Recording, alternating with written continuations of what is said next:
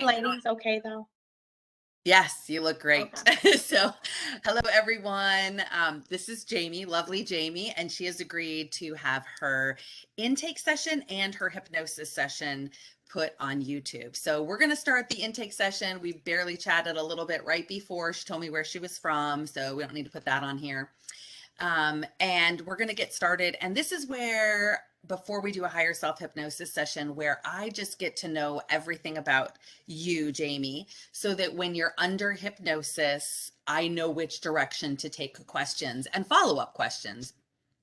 Because I won't be able to wake you up and say, "Oh, what was that about dad again?" So I want to Yes. know everything because every one question that we're going to put a list of questions together of what you want me to Mhm. ask your higher self under hypnosis. But for every one question that we have on the list, it's going to turn into 5 or 6 more Mhm. because I'm going to follow up based on the answer and delve deeper into the question to make sure that you get the exact answer that you want. So we're just going to Perfect. pretend the camera's not on. So anybody who's watching, just enjoy. If there's anything super personal she does not want out there, I will be pausing the recording and turning it off for that, and then we'll pick it back up again. So just let me know if anything like that comes up. But she wanted to put this on YouTube to help share with other people so they can learn from this and how awesome a higher self hypnosis session can be. So really appreciate that. So, okay, well, let's pretend the camera's not even on and we're just going to chat. So, Jamie, you can do one of two ways telling me about your life. You can either start now with all your current events and go backwards, or you can Yes. start when you were younger and just hit on highlighted like relevant events, like important events, important relationships. If the Okay. relationship with mom was amazing and she was this great stay-at-home mom and you guys never had any issues, you don't have any real questions about her, then just, give her honorable mention and we'll move on and just Yeah. focus on the ones that really are, okay? Okay. I guess, well, I was gonna start from current and work back, but there's not a whole lot in my past, so I guess I'll just build up to what has Okay. happened, transpired recently. Okay. Starting off childhood, no serious, nothing really went on that was ever, I had a great comfort, I lived a comfortable life, my Okay. childhood. I'm not almost 9 years younger than my sister. So as I was entering kindergarten, she was already starting to drive a car. We didn't have a whole lot of connection until the last few years of our lives. Um, she she died when I was in 2009, so I was almost 20.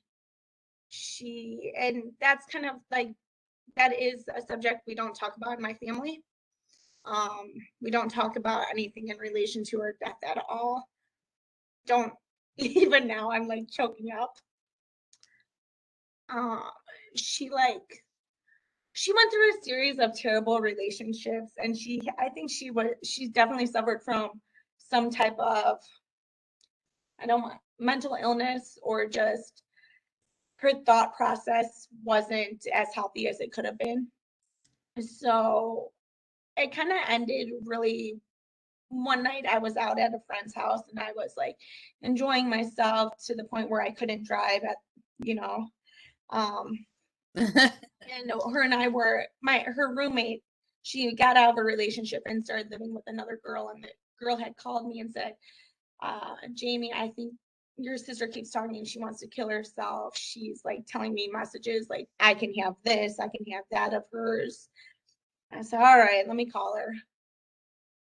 It's not the boy who cried wolf, but I've been in situations where even myself or others have said, like, I'm done, like, want to check out. I don't say I didn't take it seriously, but we talked on the phone, and how the conversation ended was, I'll see you tomorrow morning.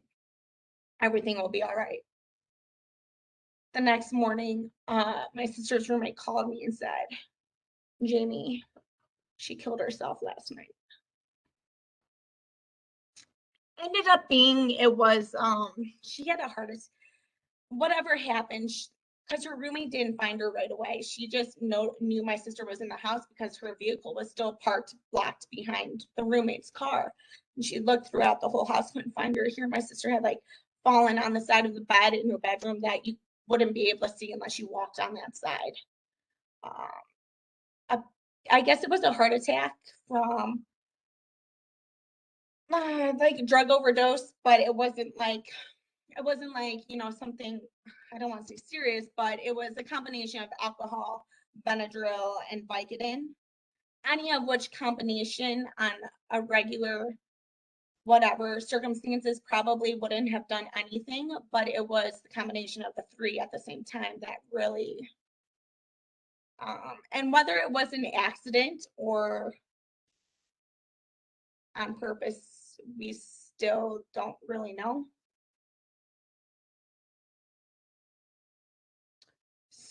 So that was probably the most traumatizing thing.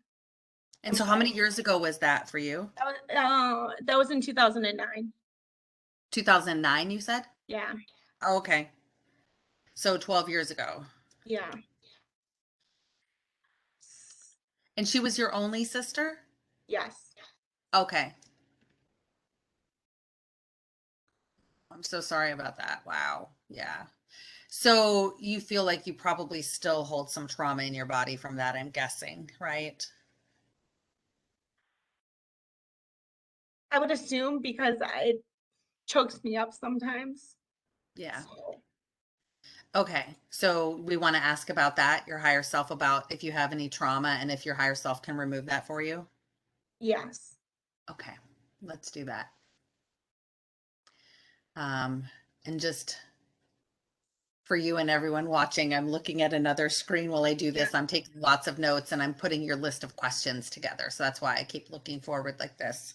So,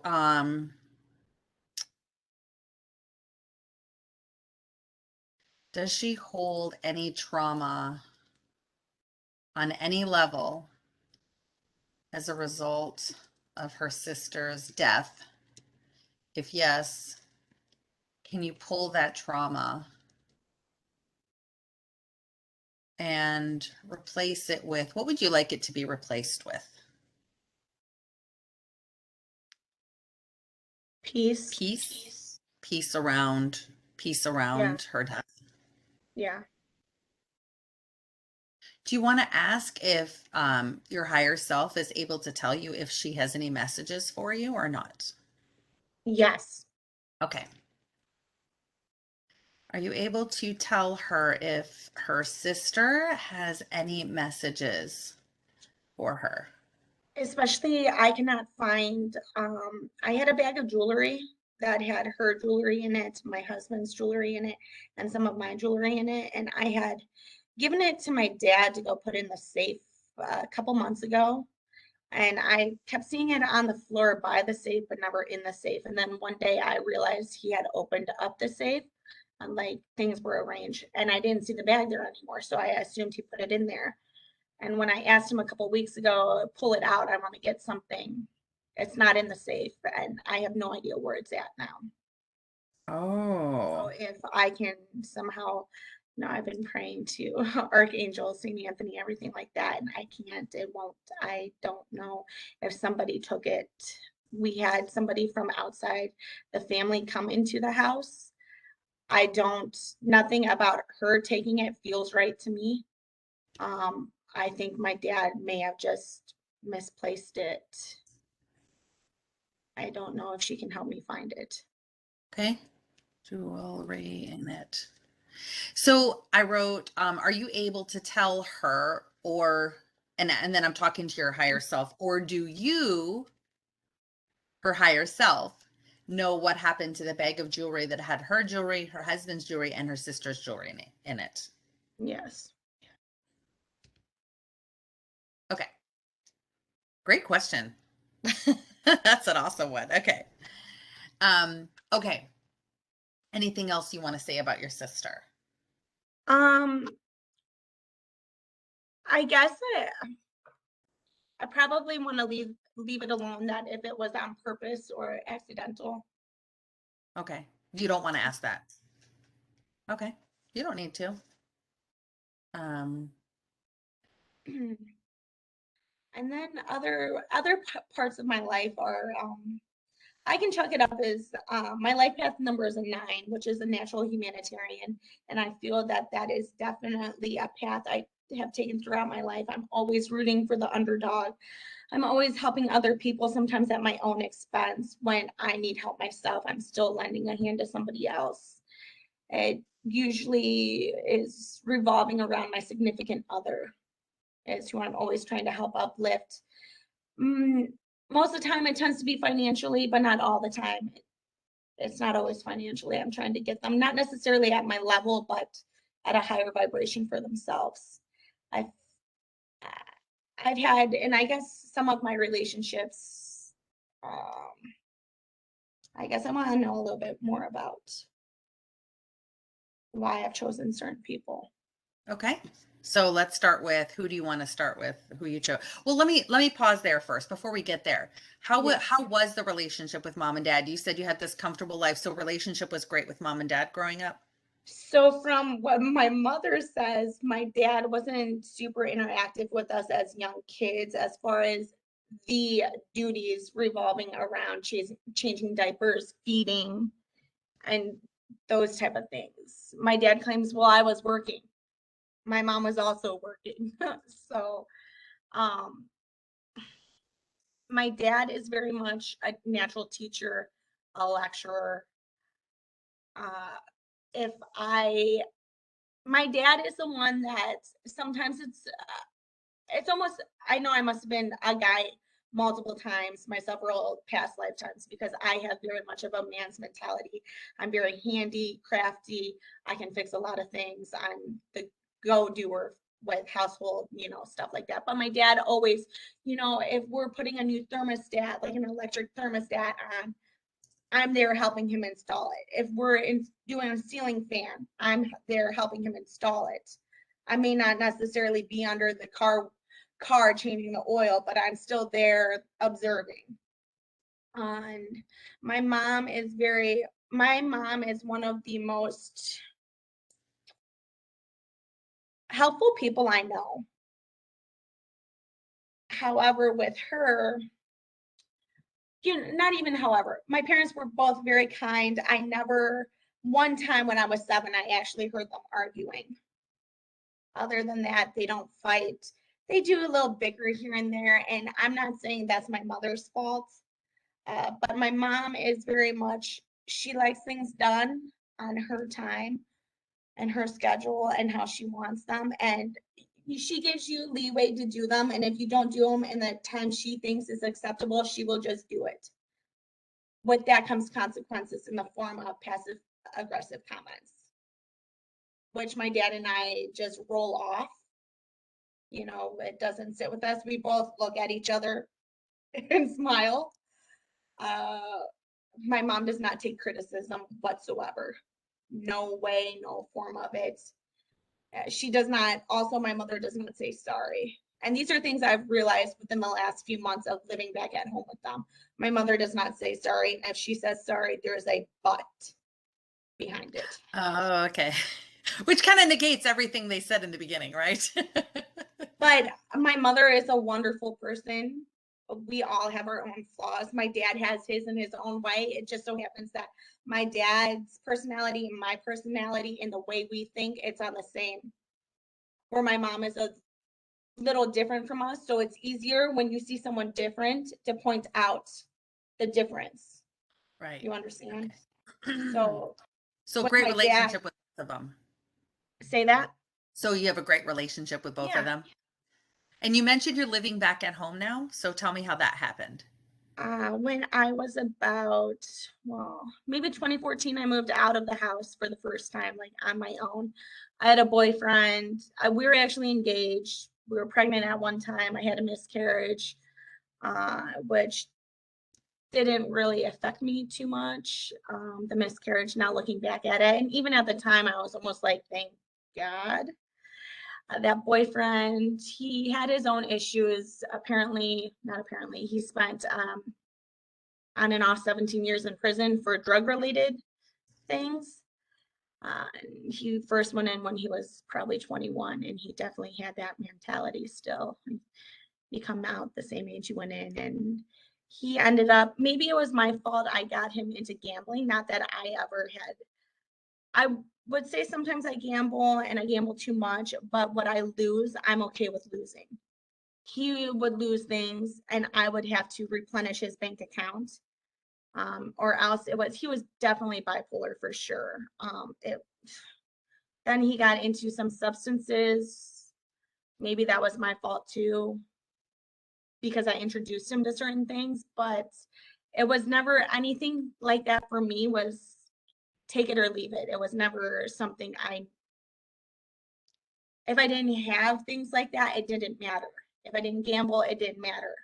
You know what I mean? But to him, it mattered all the time and it consumed him. And I just couldn't do it anymore. We parted ways. And, like some exes that leave on bad terms, especially when you lost someone good, they do things out of spite because they're hurt, realize they messed up. I had to put up with that for a while. It's fine.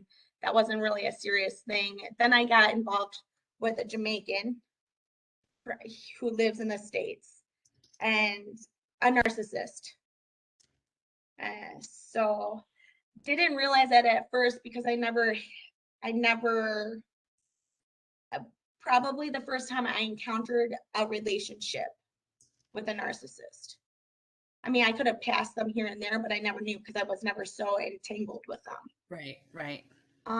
It was okay, but there was a lot of lying and stuff like that going on. He would beat me, sexually assault me.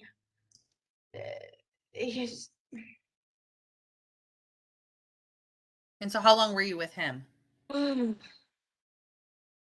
Lifetimes, I'm sure, but in this one, probably over 2 years, we were actually together, living together. He wasn't a legal citizen up here. Again, he used his narcissistic personality to get himself in situations. I always tried to help him out of it. If he would have just listened or taken my advice, because what he didn't realize is this is my world up here. I can navigate it much more than he can. You understand? And he just thought he was higher up in the Jamaican society in terms of importance down there, that he thought it transferred up here, and that down there is a lot of corruption. You can pay to get whatever you want. Up here, there is corruption, but it is on a high scale. You can't just go to the BMV and pay people to print out your license. Right. Down there, you can do that. Here, no. Right. So I would travel a few times for him down to Jamaica and take things for his family. And then plus a vacation for me because I deserve it and need it. So you went to Jamaica a few times, and that's why you said in the beginning that you had lived in Jamaica a little bit off and on? Yes. When I went down, I stayed at his mother's yard, which has a rundown brick block cement factory on it, but wasn't in operation. And it was like my first, I mean, I'm aware of how the other half of the world lives, but I never experienced it firsthand. I never experienced peeing in a bucket at nighttime because there's no indoor plumbing and you're not going to walk outside. I never experienced bathing with a bucket of water. Cooking over a wood, campfire on a regular basis. That is something they do. A lot of their basic needs aren't being met. As far as we consider basic needs, electricity, water, food. They don't have that down there. So it was nice, but at the end of the day, it's a different change of life. Up in America, everything is hurry. You hear the phrase hurry up all the time. If you're at a restaurant and you order food, if it doesn't come in 20 minutes, you're asking, where is it? It's taking too long. Up here, time and money are so linked together. Almost everything up here is a business, and we're very individualized and always think about, not necessarily about me, but down there as a society as a whole, they're very, sometimes you would walk down the street to get a taxi to go into town and get some groceries, but along your journey to the taxi stop, you're stopping and talking to all your friends, and sometimes the day passes you by and you haven't even made it to the taxi stop. That's cute. That's life. Their big thing is take time, enjoy yourself. I just like that. Yeah. But I've been so exhausted up here that it's very refreshing. So I went down there to my ex's mother's house quite a few times. And one time, my ex, him and I also had gotten pregnant, and I always thought he was cheating on me, but could never prove it until I had done a yearly exam. And I obviously had no STIs or anything like that because I never did before in my life. And then I had gotten pregnant. And during that time, I was in Jamaica. Like when I realized, oh, I am pregnant now. And when I came back, I went in for the 8-week ultrasound. And of course, they do tests. And she told me I had some easily curable STI, but I didn't get it from a toilet seat. And I would find condoms with my boyfriend all the time. One time we were out and it was like a couple's vacation, but the guys went out one night. And when he came back, I had gone through his wallet and found a condom in there, which there was not a condom in there prior. So I took it out and threw it on the floor and went back to bed. And when he woke up, he saw it on the floor, kicked it underneath the bed. Mm-hmm. Wow. So, and even when I came back, one of the trips, it was around Christmas time when I came back, and we went to stay with my mom for a while, and I was doing laundry over there. And in the dryer came out unused condom. His explanation was, oh, I had that from, no, motherfucker, it was in your pant pocket recently. You can't say it was in there from months, weeks, years ago. Don't even. Right. But it's that, oh, always an explanation. There's always an excuse. If you actually catch him doing something wrong, somehow it falls back on you. There's no accountability. Right. My first husband was a narcissist, so I know exactly what you mean when you say narcissist. Yeah, and even now I still talk to him. He owes me money, but he's like, I will pay you back, when I can. But it's like $50 every 2 weeks. Okay, if that's what you can. But what he's doing now is holding it over my head because he wants to get back in a relationship. If I get back in a relationship, he does not have to owe me that money, is what he's thinking. I would never get back with him, which is why I don't even come and see him to get the money because I don't want that. Yeah. It, and the way he talks, it's so gross and disturbing how delusional he is. He's like, if you would have done right, I could have my green card by now. No, like you're delusional. You cannot put your problems on me because well, anyways, one of the trips I was down there, we had broken up, but he still wouldn't move out of my house. So I went down there and I said, when I come back, you have 2 weeks. Find somewhere to go. Because the whole time we're together, he's always like, I have a million places I could go. I don't need to be here with you. I choose to be here with you. So I said, you have a million places to go to. Go. Go. I come back in 2 weeks. Be gone. Well, while I was down there, I met somebody who ended up being my husband. Um, when when we met, my ex's mother introduced me to him because they're very distant cousins. They're somehow related, but they never even met each other. They're distant cousins. Um, she introduced us, and I looked at him, and immediately I was like, I just loved him immediately. I don't know how to explain it. And actually, even the night before I met him, I had a dream about him, but he was like, it was almost like he was an alien. It was very weird. But I can't even remember the details of the dream, but it was him, his soul, but he was a different form, like in what I would know as an alien. Right. The closed face, but it was him. I recognized him on a soul level. And definitely he felt the same way too. And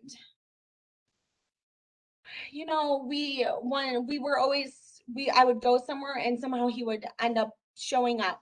The one night he said he heard my voice from across the street and he couldn't pass it, is what he said. This was after you guys met, right? Yeah, a few days after we met.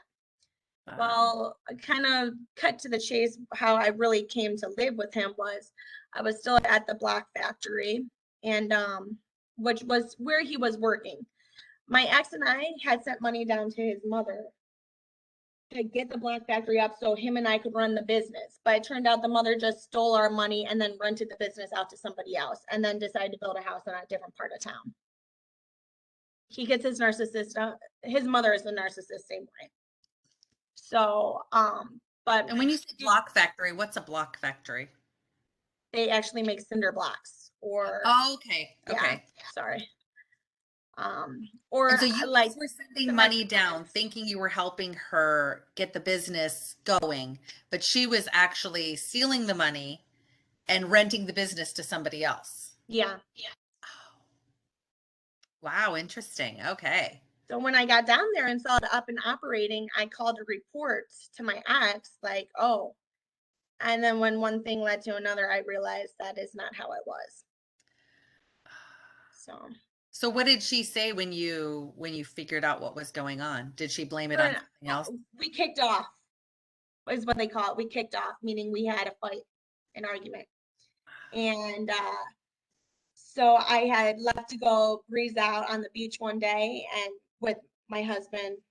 And then my ex is calling me saying, awful things to me or whatever. Basically, the plan was then, because I was out with another friend and then my future husband and then a girl, my friend's girlfriend, was out with us. And the plan was I'm going to go back to the block factory yard, pack up my things, and then when nighttime falls, they're going to come pick me up and I'm just going to leave. Well, when I got back, there's so much chaos going on that with my ex's mom and my ex, I had to leave right away. So I rewind just a little bit. Okay. The one night I was out with my future husband, can I just say his nickname, Marble? Yeah, it's fine. Whatever you want. When I was out with Marble the one night, before he came into this bar I was at, there's this other guy talking to me who drives a taxi. Clearly my body language was not interested in this guy, but I still engaged in conversation because he was talking to me. I did not want to be rude, and you know what I mean.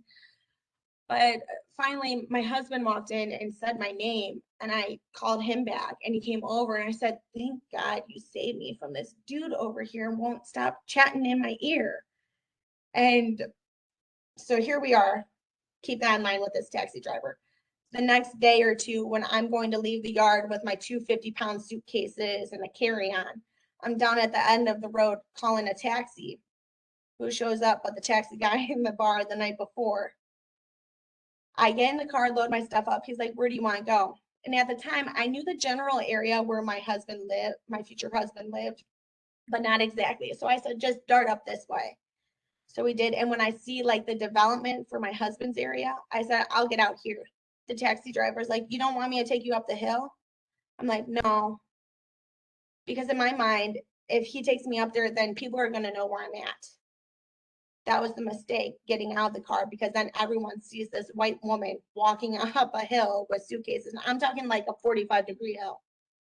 I'm walking up there sweating. I'm thinking, let me like throw my suitcases in like the bushes and just run up to a spot. And I was like, no, I can't leave my stuff behind. Like, so I get to the top of the hill and I look down. I don't see my husband. I knew he was up there, but by the time I got up there, I couldn't feel him. And I'm looking down his lane and I'm like, he's not there. I'm calling him, his phone's off.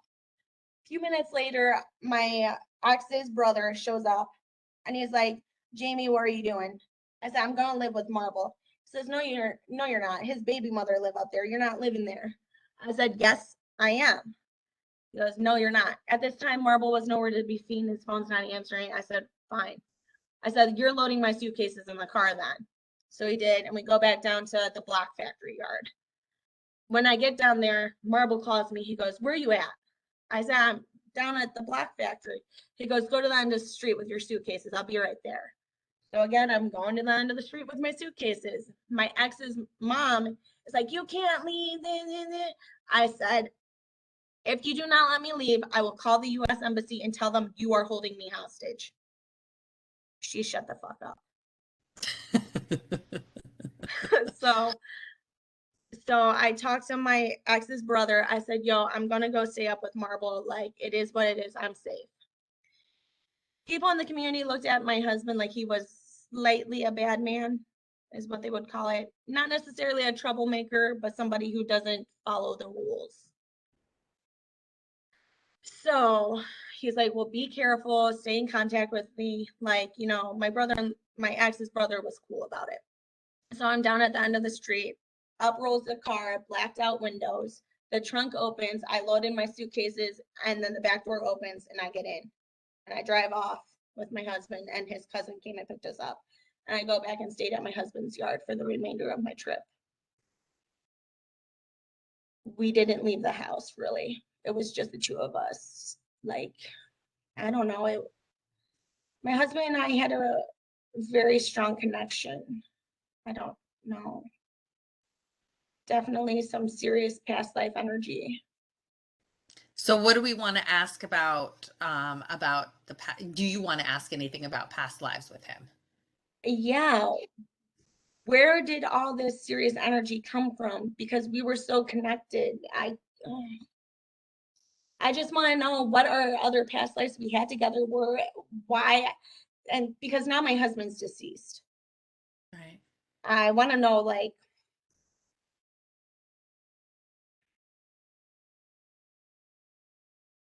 I had miscarriages before with men who are still alive. And I have a child now, but weirdly, you know, her dad's dead. So, like, why? Why do I have this challenge now?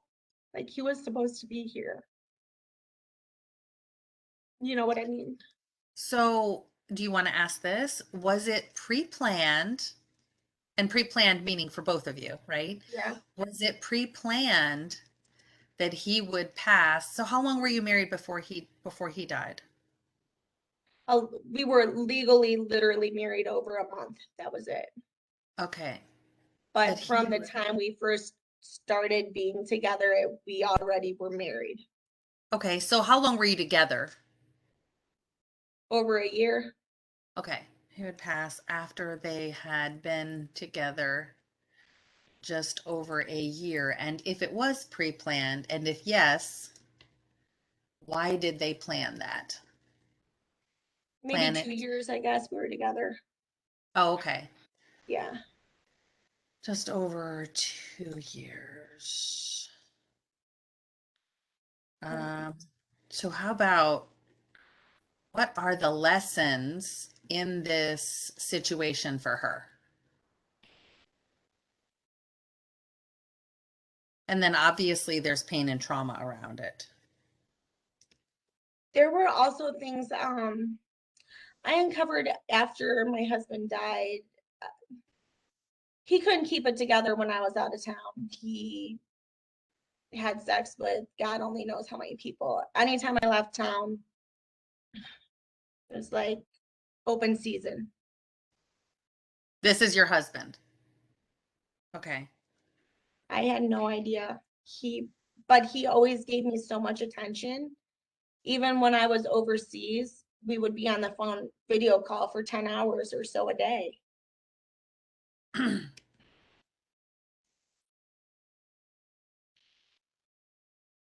In their culture, it's acceptable. But he already knew that wasn't acceptable for us. So I don't know. I just want to know what was the cheating doing for him?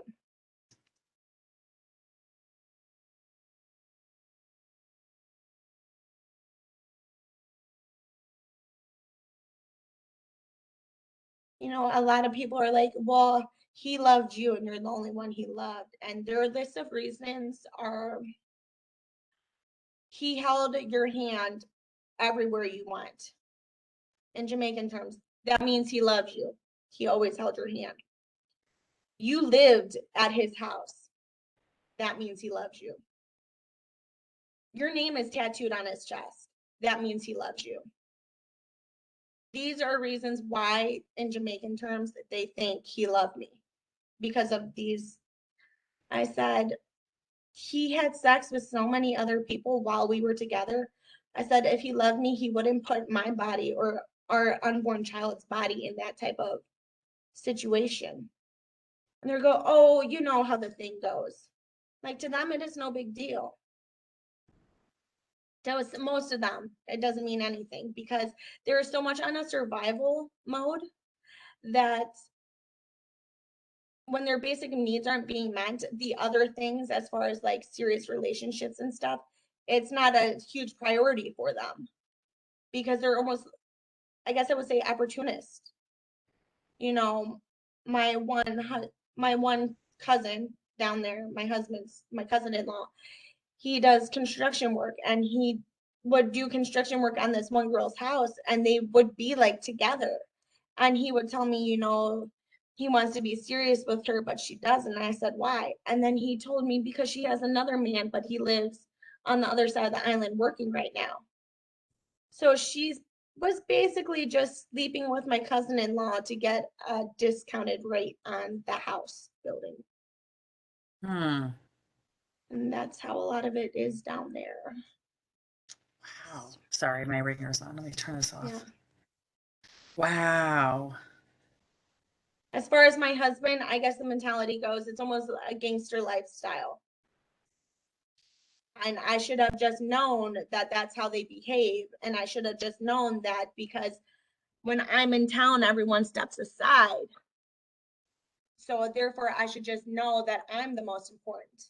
To me, there should never be anyone else. That's how I know I'm the most important, not they step aside when I'm in town. Right. So, and you knew he was like that before you married him, or how about before you got pregnant? Did you know he was like that? Like how soon into the Did I relationship know did he you was a know he was like? cheater? Yeah. No, I didn't know he was a cheater until after his death, and I found evidence in his phone. Oh, okay. Okay. So you didn't know why you were together. Got it. Okay. So what was his cheating and sleeping with other women doing for him? Why did he do it? Yeah. So you lived down in Jamaica the whole time with him, the whole time you were together and married and got pregnant? So I was down there from 2019, the end of 2019 until like April time in 2020. I had gotten pregnant in the end of February. And by March time, I was getting letters from the embassy saying, basically calling all US citizens abroad to come home or else be prepared to stay indefinitely because with the COVID business going on, Mhm. there's a lot of uncertainty. Well, I was not prepared to stay in the Jamaican jungle and give birth down there. So I came home for a few months and then I went back down um, in the middle of the summer and stayed to the end of September. And when I was, we actually went to leave one day and he was taking his sweet ass time getting ready, doing all sorts of bullshit. Made me late for my flight, so I stayed another day because I had no choice. Looking back on it,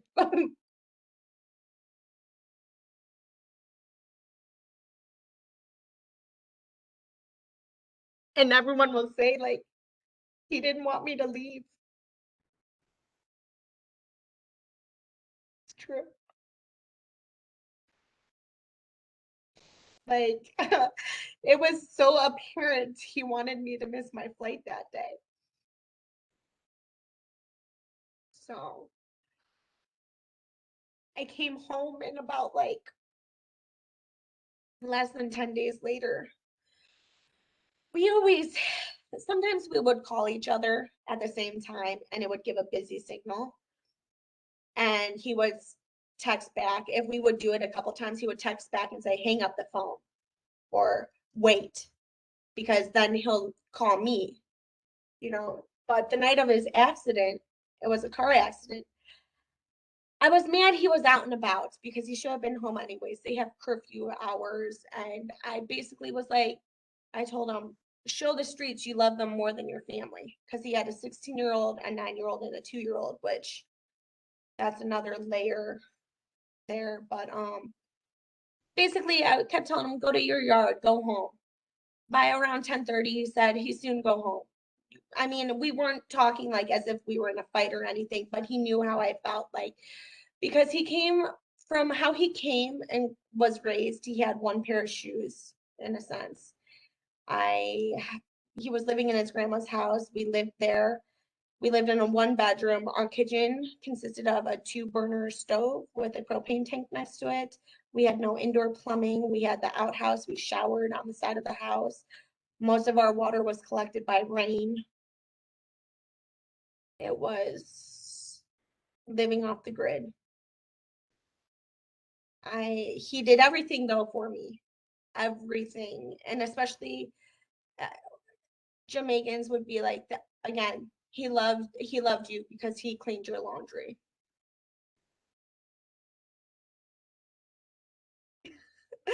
But I mean, I'd never wash clothes by hands. I mean, I would wash like an item or two that was stained or whatever by hand, but he full-fledged washed everything, my underwear. In Jamaica, if your clothes are out on the line, because a woman almost does all the washing. If the clothes are out on a line and the guy's home to take them down, he will take everything down but leave the underwear up there. But here's my husband washing my underwear.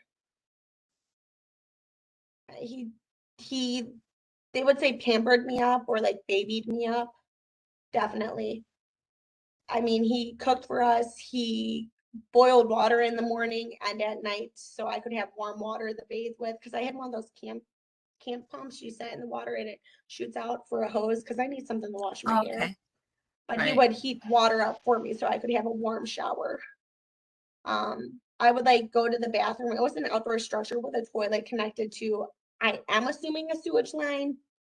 Really don't know, but the water wasn't hooked up because we were kind of in a drought area, and the large multi-thousand-gallon tanks at the top of our housing development were tapped out. They were dry. So the government brings up a water truck, if we're lucky, maybe 3 Sundays a month, and it will fill up 1,000-gallon tanks. And some, like, a cluster of homes will share a big 1,000-gallon tank and tap out of it. But we don't get those filled every week. But we had enough barrels by the peaks of the house to collect water. And then we would, when the water truck would come up, we would fill our actual like gallon jugs in the house and we use that for cooking. But so in the bathroom, water wasn't hooked up to it. So we had a barrel and then a pail. So you would just dump the small bucket in there and then throw it in the toilet to flush it. I never had privacy. My husband pretty much always flushed the toilet for me. There would be times I need to go number two, and he's like, 10 feet away, like on his phone, or he's like talking to me or whatever. And it's like, I just want to poop in peace, please. Sometimes he would leave to go down the street to do whatever. And I'm like, great, now's my chance. The second I open the door to get water to flush the toilet, he's right there. It was almost like he had this GPS system on me. He just knew the amount of times I like went to fall and he wasn't even around me, but caught me before I fell. I don't, for instance, one time he went into town about 2 hours away, and you don't get very good reception when you drive in certain areas out there. And I was like, I'll go into town and just do a little shopping, nothing so big. At our house, we had a pair of scissors where the handle was broken. We were dealing with these broken scissors for weeks. We never even said, oh, we need to get a new pair. Nothing like that was talked about. We just dealt with it because it wasn't really a top priority. Well, so he goes into town And I go into our local village and I'm, shopping, and I go and get a taxi that go home. And he calls me, he's like, going to KFC and get us 2 zingers, which is sandwich. I said, what? He's behind me getting out of taxi. He just came from town. Just at that same moment when we need to go home, he's there. So I go in, get us some sandwiches, and as we're walking, he always held my hand and I walked behind him. He like made sure, he's like, if I stop somewhere, you need to stop there because that's where you need to walk, because it's very like out there when you're in the city and stuff, your shoes still get dirty. Up here, you can be in the city and your shoes don't get messy. You know what I mean? It's very rough areas. So I looked in his back pocket and he had a pair of scissors. Earlier when I was doing shopping, among the bread and a bucket, I also got a pair of scissors. The identical pair of scissors, the exact same pair of scissors. We both got the same day. Neither of us said anything about it. You guys were totally on the same page, right? Wow. So how did he take the news of you being pregnant? We were planning on it. Oh, okay. Because he's a Sagittarius, I'm a Sagittarius, we want a Sagittarius. So, and honestly, the first chance that I could have gotten pregnant, we did. And I felt my body change immediately, and he also knew I was pregnant.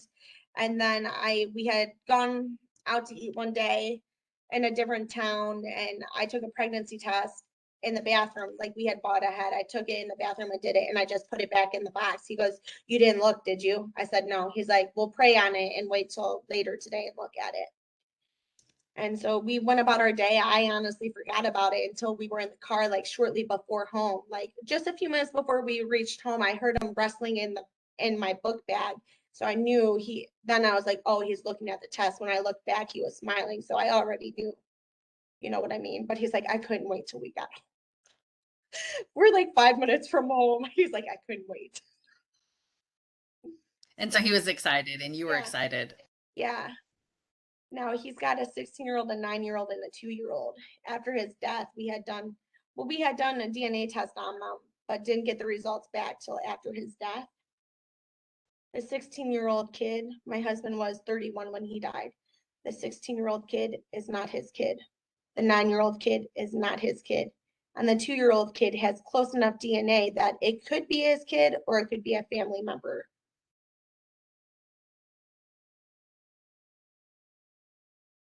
Wow. And he never got to know that. No. And we haven't done further testing on the 2-year-old to rule out if, you know what I mean, if it is his or because I mean, we can now test that kid against my child, and the mother of him, that and me could all do a test so we can say, hey, they are siblings or they are cousins. That time's not come yet. I don't know. And my questions are because also I don't get along with his mother. I've recently started talking to his sister.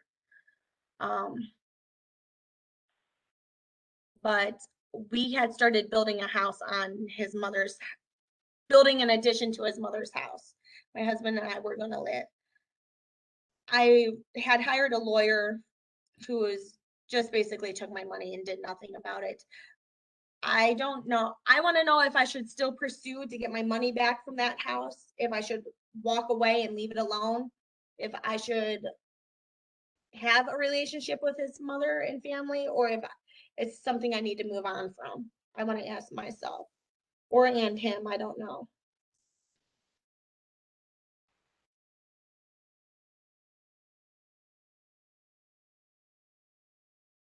So relationship with his mother and the rest of his family, or just his mother? I guess just his mother more particular. Should I try to mend that relationship? Because the mending will have to come from my side, even though I did not do, in my views, I didn't do wrong. She is mad at me, I believe, because after I buried my husband, he died in October, we buried him in January. after we buried him, I got entangled with a gentleman who is the biggest narcissist I've ever met, who, and now he ended up stealing about $10,000 worth of money and material items from me. Not to mention the time it took me to amass those things, and now the time it's taking me to rebuild them, the time away from my family. He took a lot of things from me. It's not necessarily the monetary value. I don't know that I'm following that. So Okay. let's back up just a little bit because in my notes I want to make sure I got Yeah. this clear. So you started to build an addition onto his mother's house and you guys spent money on that and you're wondering if you should pursue getting the money back that you put into the house. Is that what you Yes. mean? Yes. Does she have the money to pay it or no? She could. She She could. has her own business. Oh, okay. Okay. And then after your husband, okay, so let's go back before we talk about this Yeah. guy. So your husband died you were here for 10 days in the US because you had Yeah. left. He caused you to miss your plane. You Mhm. left, and then 10 days later he got in a car accident. And my other thing is I the car accident happened under mysterious circumstances. Um, there's two other people in the accident. Um, however, nobody was hurt at all except my husband somehow ended up dead. That morning he had a flat tire on his vehicle, so there was a spare on the vehicle. There's also rain going on. There's speculations that another vehicle was involved and pushed their car off into this ravine where it inevitably crashed. And then they say that the car involved in that showed up 3 days later. It was like burnt to a crisp. This could all be speculation and just people being bored talking. So I guess I want to know what happened in the accident. If Marble was driving, I want to know if my husband was driving because the only blood in the vehicle came from my husband. The only blood in the vehicle was on the passenger side airbag, floor, and door. But the other two people involved, one of them claims amnesia and doesn't remember a thing. And the other one claims that, yeah, my husband was driving. Very suspicious, right? But the one who claimed amnesia, which it could happen, is my husband's brother, who coincidentally, the day after the morning, my husband died early, like morning hours, like just, right after midnight. The following morning, his brother, who was involved in the car accident, was gone and nobody saw him for 9 days. And then he came back and claimed he didn't remember anything. So do you think there were people who were after your husband for any particular reason? I heard because there's two other people that ran in my husband's group and they were ended up assassinated months later. And somebody told me that if my husband didn't die that day, that he would still be dead. So did he have some shady business dealings going on, or he just kind of ran with a rough group, or? Rough group. Ah. Yeah, a rough group. Again, things you don't know because there's so much. It's like almost the Sopranos like type atmosphere. It's like the wife is sheltered from a lot of business dealings. She's not involved in that rough lifestyle. He definitely sheltered me from all of that. He sheltered me from so many things. The harshness of the Jamaican world in a whole. He also had his wallet on him that had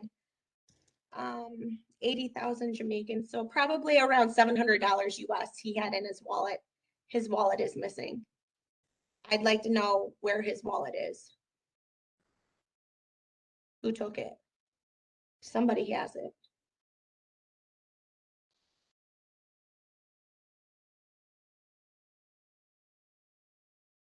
So definitely who was driving. Was it just an accident, or did somebody facilitate it to go down like that?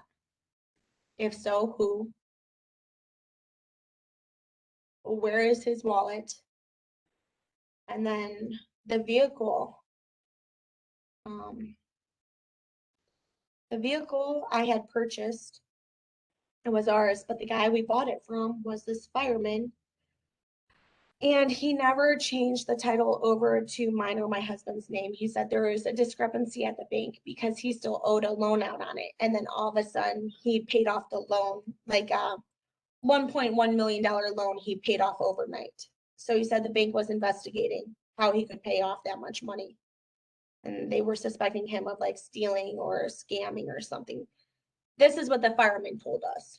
And that's why the title was never released to us, was because the bank was investigating it. So we never had the insurance policy switched over to our name because we didn't even technically own the vehicle, although I have receipts showing proof of the purchase of it, but the title and nothing was in our name. So after the accident, the insurance company claimed that my husband was driving, but his license was less than a year old, so they weren't going to cover anything. I still feel like they paid out for that vehicle to that fireman. I can't prove it really, especially up here. I don't have the resources to figure that out. So I want to know if insurance claim was paid out in regards to my husband's car accident. To the guy who still held the title. Yes, and funny enough, the guy who held the title was the guy who drove my husband to the hospital after his accident. Hmm. This sounds like something you can't even make up. Like this is like soap opera drama stuff. Wow, this is a lot of like intertangled, you know what I mean? Like the whole fact that he drove your husband to the hospital then, so how did he even know your husband was in the accident? Was he part of the group that your husband ran in? He was at a same party that was going on, and the party shut down, so they were all kind of leaving. And you got to go this route. All of them have to go this route for them to get home. It was a 5 minutes from my husband, from our home. Got it. So was he the one that found your husband in the ravine? I don't believe he actually found my husband, no, but my husband ended up being in the trunk of his car to go to the hospital. People Was claim that he alive when he found him? he told me no. I don't know. Some people have mentioned that they were calling my husband's name and that he was kind of like, eh.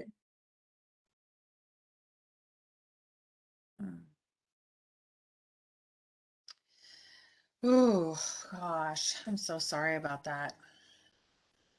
Okay.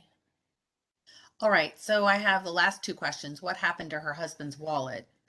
It was missing after the accident. And then was the insurance claim paid out to the guy who held the title to the car? And do you want to know, was he involved at all with your Yes. husband's accident? Okay. Did I he? want to know if it was foul play in regards to the accident or if it was just a freak accident. Did you put down if my husband was driving? Yes. Okay.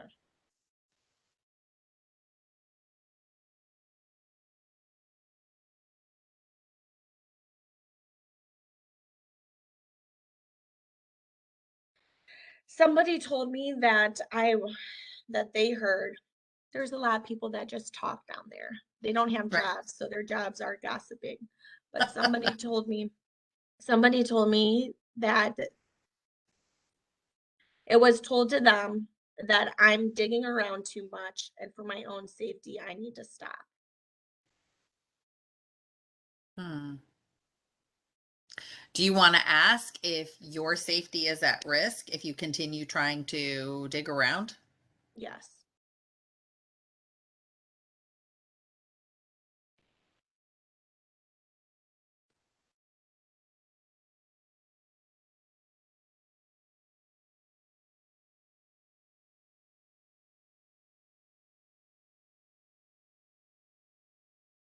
So do you still go down there now and try to dig around, or are you doing it from here?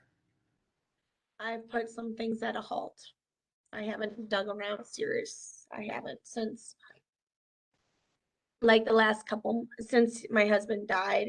After we buried him, I stopped digging around. I'm sorry, and you said you buried him in January 2021, right? Okay, so why was there the big long gap between October? You said he died in October, but you didn't bury him until January. It's very, it's almost like it is not unusual to bury someone 2 or 3 months after they die in Jamaica. Oh, okay, got it. And I'll tell you, they have 2 state coroners for the entire island. So when somebody dies of a sudden death, anything unnatural, the official coroners have to look at it. Otherwise, you can get a doctor. Like if it was an elderly person, the doctor could be like, oh, she's dead because of this. But since it was an accident or a sudden death, they classified an official coroner has to examine the body. And there's 2 for the entire island. So it took them, and plus COVID, it took them 2 months to look into it. Plus, it takes about that much time for everyone to get enough money together to bury the person. Mm. And then they also waited for me to come back down with the baby. And even although my mother-in-law and sister claimed that like I was in charge of, I could, whatever I wanted done could be done, it was still done how they wanted it to be done. If I really did have my way, my husband would have been cremated. We talked about it. Weirdly enough, a few weeks before I left to come home. And he said, if a man's dead, he's dead.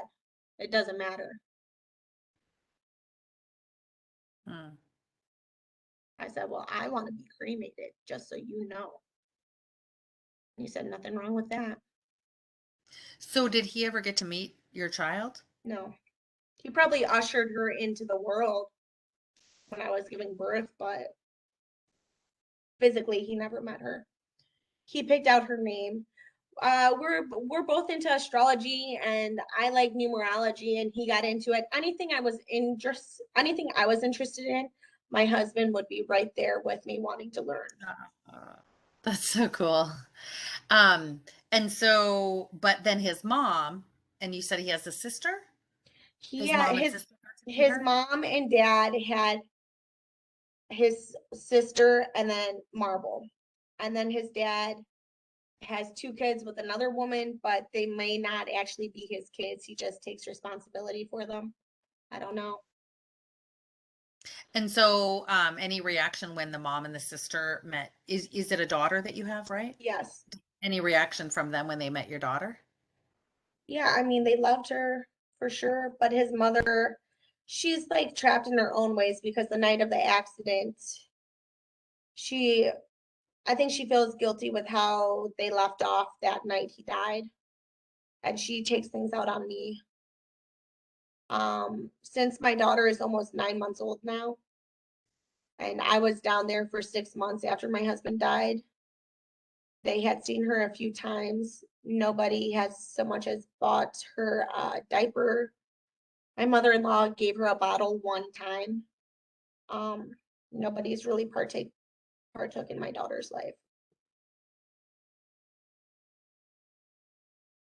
And that could be because shortly after we buried my husband, I had gotten entangled with another guy who was a narcissist, and he took me out of the area I lived with my husband and basically isolated me. But also when in regards to my husband's death, um, I wanted to know so about the cheating, about the house, if I should continue to build or pursue money, what I need to do in regards to the house there. And should I try to repair the relationship with his mother? Go back to that.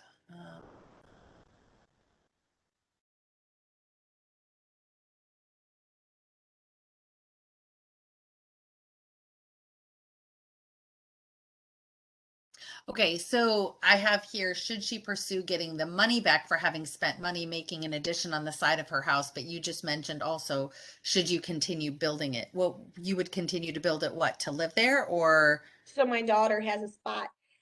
But the Okay. reason why I really stopped was because his mom was so gung-ho for this 9-year-old daughter of my husband's to have a room up there. Me and the 9-year-old, I feel for her, but she steals from me. She misbehaves. She's unruly. She's not my daughter. I can't handle her. And I'm not. Here's the thing. My husband wanted to get the DNA test done on the youngest child because he said if that's not his child, he doesn't want to partake in its life anymore. We said the 16-year-old, it's kind of a little bit too late for that now. And we never touched base on the 9-year-old. Well, the 9-year-old is not his. I know my husband's kind of rough and lived a very stressful life. It doesn't excuse the things he said, but multiple times I've heard my husband say the reason why his life sucks so much is because of this 9-year-old child. So Mm. I can only assume that if he knew that child is not his, that he would also want to take that burden off of him. I've never been around a more stressful child. But his mother is still raising all three of those children. I don't know if she's told their other mothers the situation or not. Oh, so how come his mother is raising the three children? Because my husband had basically full custody. And Jamaican standards, he had full custody of the children. Mm. And so does she know that they're not his children? My husband's mother, Yeah. yes, we used her to do the DNA.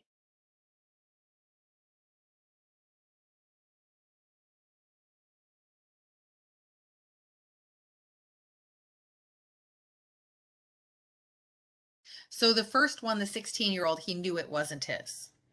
He thought all of them were his. He thought the Oh, 2-year-old might not be his. okay. So he never found out while he was alive. Okay, I'm sorry. Okay, I misunderstood. Okay, even though a DNA test showed.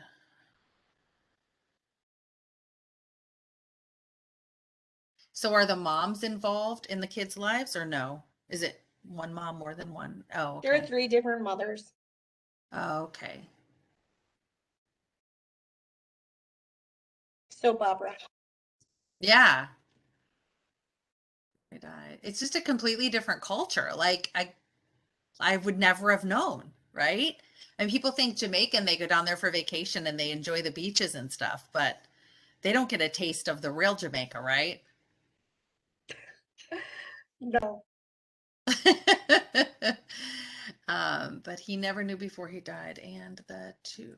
So she's okay continuing to raise these children and support not them. really. Oh, she's not? She does it because she said everyone's so concerned about this 8-year-old problem child. But it's like maybe if you sent her to her real mother, she wouldn't be such a problem. But while she's with my husband's house, like he wasn't there all the time, so she's being tossed around from house to give her to her mother so she can permanently be there and have a stable. But the mother lives further out in the bush, so they use a stream for all of their stuff. The stream that comes through the backyard is where they bathe, clean, everything.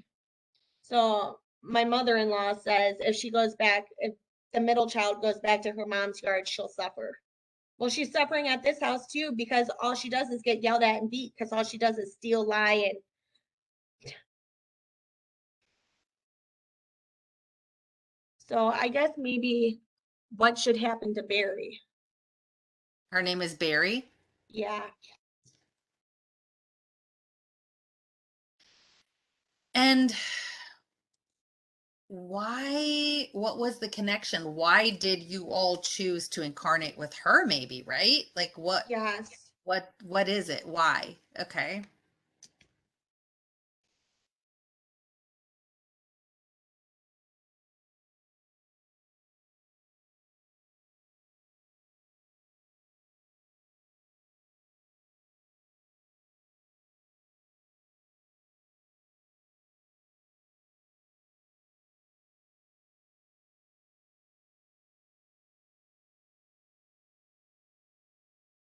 Okay, got that.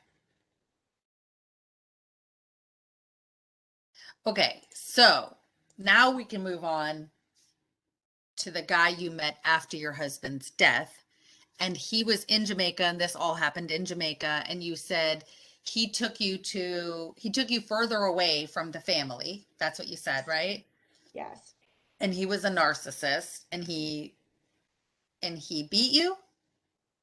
Oh, um, could probably save this from the internet. Well, no, it's fine. I'm not even Okay. going to tell my parents it's on the internet. Okay. I always feel I feel emotionally responsible for my parents.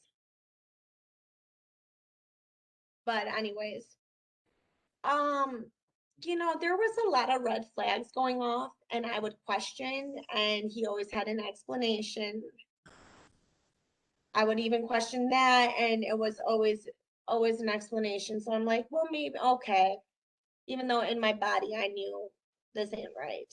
My lesson with him was trust my own intuition. That was my lesson with him. Um, but yeah, I guess why I don't know. Maybe that was my last straw of dealing with idiots for mine, honestly. But anyways, yeah, oh, he had this weird obsession with his own daughter. And I wouldn't say in a sexual way, nothing like sick. But he had this, my daughter is God's greatest gift to earth. And while we were living together, she stayed with us for a month. And within that month, various things went on. She constantly interrupted our conversations. We would be having adult conversations, and she shouldn't even be around, but she still is, and she's interrupting. The conversation never comes back to me with what I was saying. Then this guy, we call him Such Man. Amongst my friends, we just call him Such Man. Such Man always complained that I'm a lazy, sloppy person because my hair falls out and it stays on the floor. We sweep the house in the morning and at night.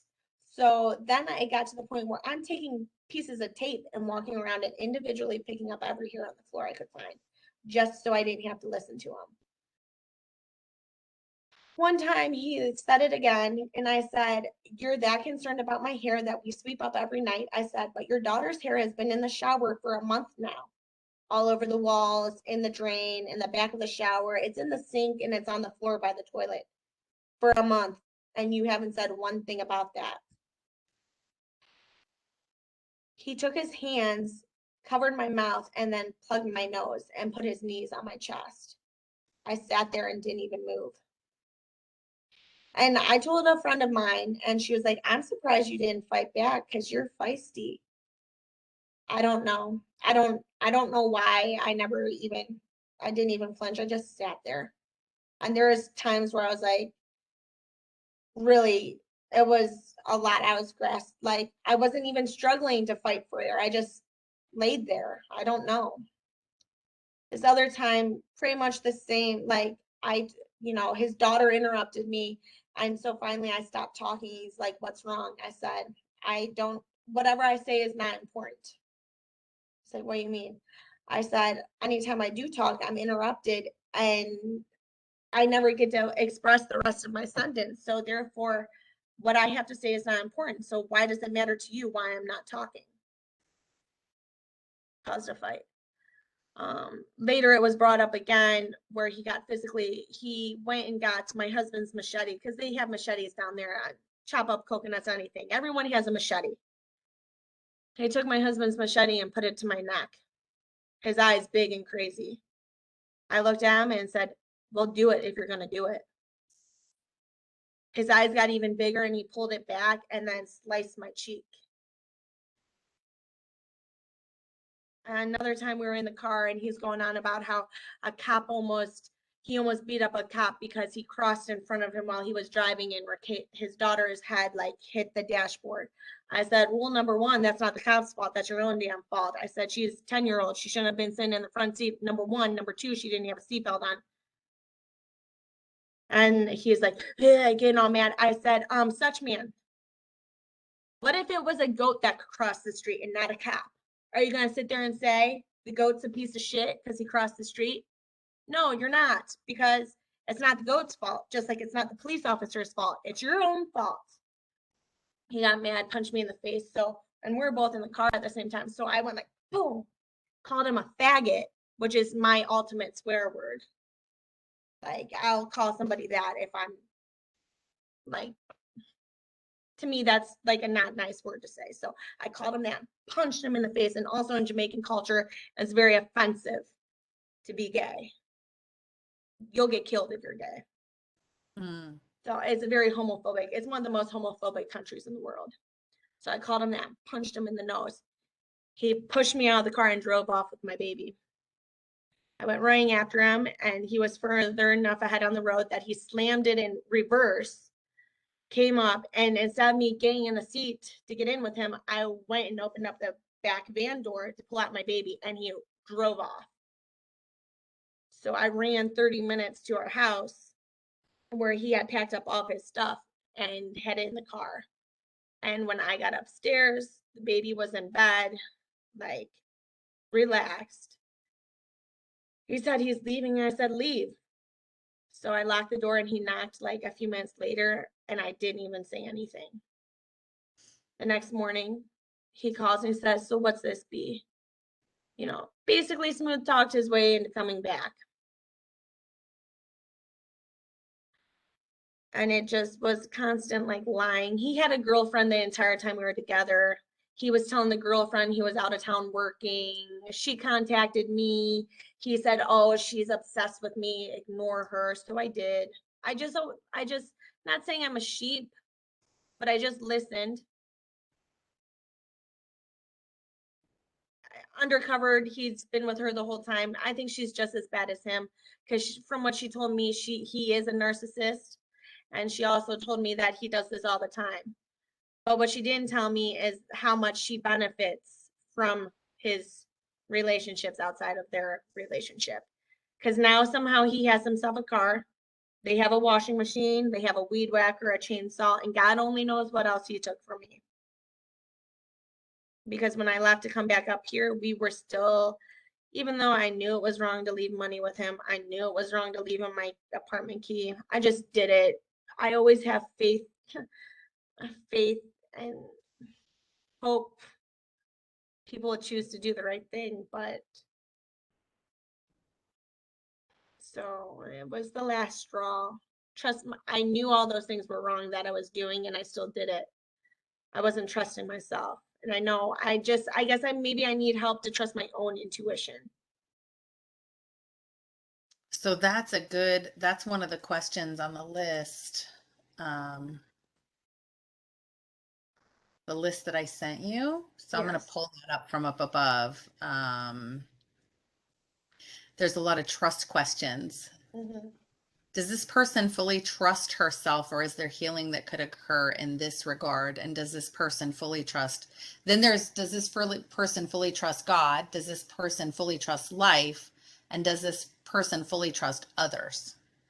Do you like all four of those, a couple of those, or just the one about trusting yourself? Trusting myself. Okay, let me pull that one down then. Ah.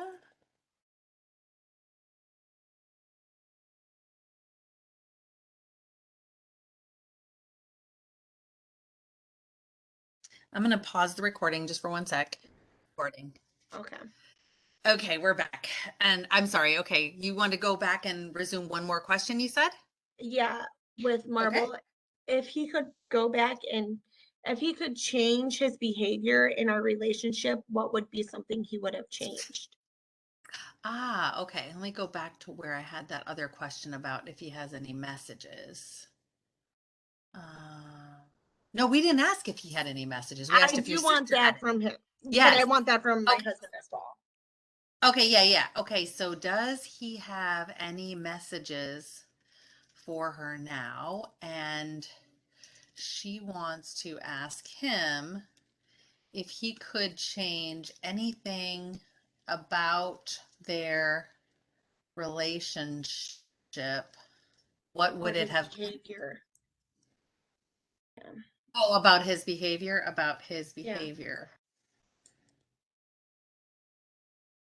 Because I mean, obviously, now that he's on the other side, you understand things at a very different. Right.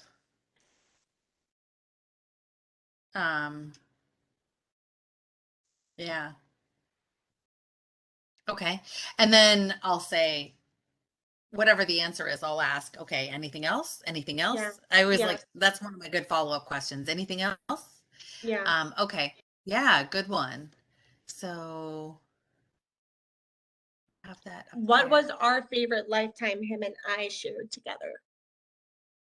What was Oh, his favorite? okay. Yeah. Like, I guess if you could ask both of us, Uh-huh. what was our favorite lifetime we each had together that we liked the most?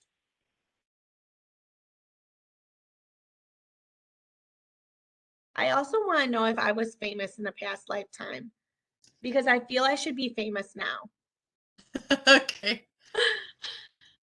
I just feel I'm like too interesting of a person to not be.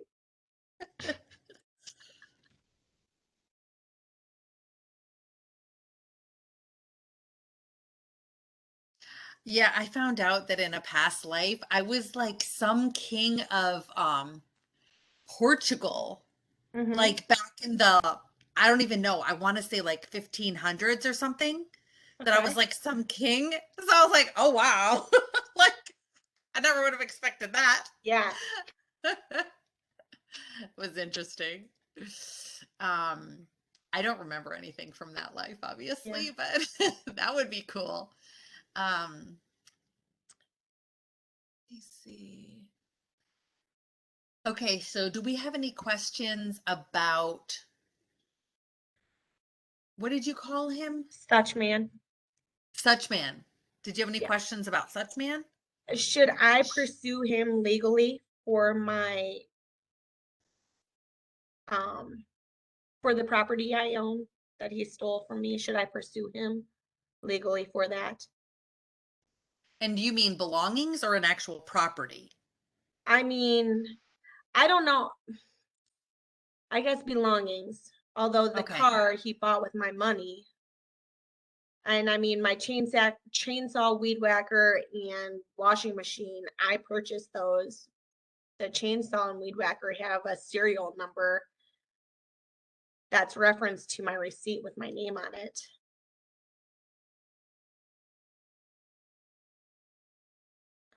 I guess if I should pursue getting those items returned to me or if I should just walk away from it. I've done a lot of walking away from things and starting my life over from scratch. I probably started my life over a good 3 times from nothing Okay. into things. And Right. then somebody else swoops in and takes them and benefits from them. So you have a problem with boundaries? Yes. Yeah. So, how about if we ask, what, tell me if you don't want this question. I'm just going to form it as I think about it. Um,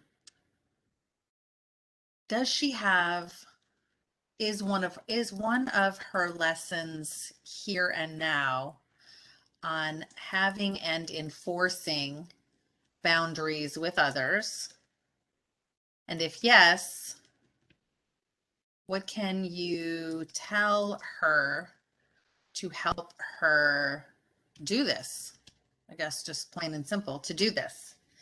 Yes. Um, is she done learning this lesson? Right? Yes. Yeah, I wanted to know what my main lessons were in this lifetime I needed to learn. What are the Also, main like, lessons? I'm sorry? what path should I be? I want to know what I need to be doing career wise so that I can just enjoy life. So what are you doing now? Are you working now or not working now? I do lift. Okay. So let me write that down. Right now she drives Lyft. And you live back at your parents, you said, I'm right? leaving to go back to Jamaica at the end of next month. To do what? So I need to live. Oh, okay. Again, here I am entangled with another gentleman. But this one is business oriented. He's never asked me for anything. He's asked me what I need to make my life comfortable when I come down. So do you big feel like change. you have some sort of connection with Jamaica that you keep finding yourself getting pulled back down there I feel homesick, for and it's Jamaica? because I'm here. Yeah, I feel Uh, homesick from Jamaica. I feel like I belong.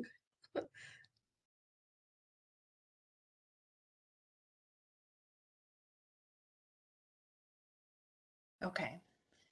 And now you have another guy. So do you still have your apartment down there? Yes. Okay. I have my apartment. I have the remains of an unfinished house. I have the bedroom where my husband and I lived in that we fixed up. And then I have this new guy I've been talking with who's trying to hurry up and finish his house so that I can be there comfortably. And then my best friend from my best girlfriend down there, put it that way, has a house that I can stay at anytime I want.